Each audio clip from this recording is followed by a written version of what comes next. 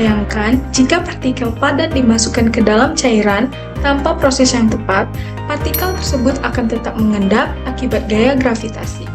Lalu, bagaimana caranya agar partikel tersebut bisa tetap tersebar secara merata? Dalam industri proses, hal ini dikenal sebagai sistem suspensi, yaitu pencampuran antara cairan dan partikel padat yang terdispersi dalam fluida. Untuk mencapai pencampuran tersebut, digunakan alat yang disebut mixing tank dengan bantuan agitator, yang berfungsi untuk menghasilkan aliran fluida di dalam tangki.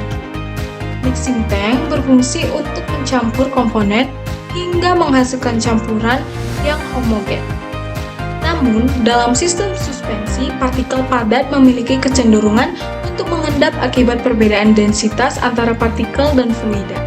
Oleh karena itu, diperlukan sistem pencampuran yang mampu menjaga partikel tetap tersuspensi di dalam fluida melalui pengadukan yang efektif.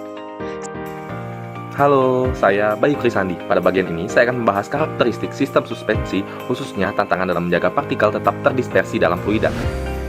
Dalam sistem suspensi, partikel padat cenderung mengendap ke dasar tangki akibat gaya gravitasi karena densitasnya lebih besar dibandingkan fluida.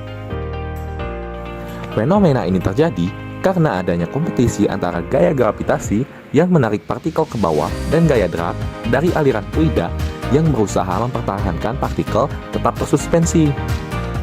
Jika aliran fluida tidak mampu menjangkau bagian bawah tangki, maka partikel akan mengendap dan membentuk daerah mati atau dead zone.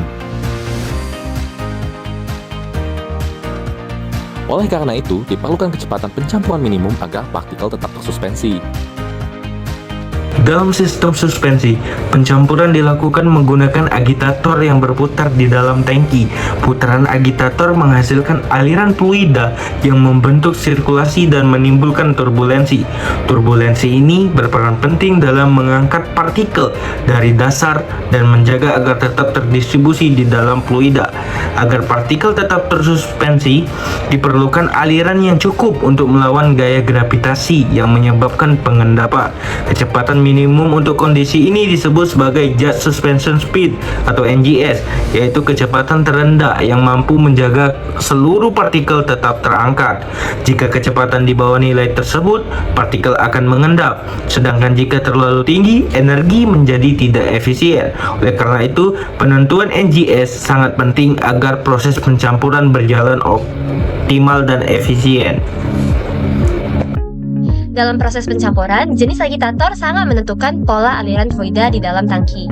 Agitator axial flow seperti propeller menghasilkan aliran sejajar dengan sumbu putaran. Aliran ini mendorong fluida dari atas ke bawah, membentuk sirkulasi vertikal. Dengan pola ini, partikel yang berada di dasar tangki dapat terangkat dan terdistribusi secara merata ke seluruh cairan.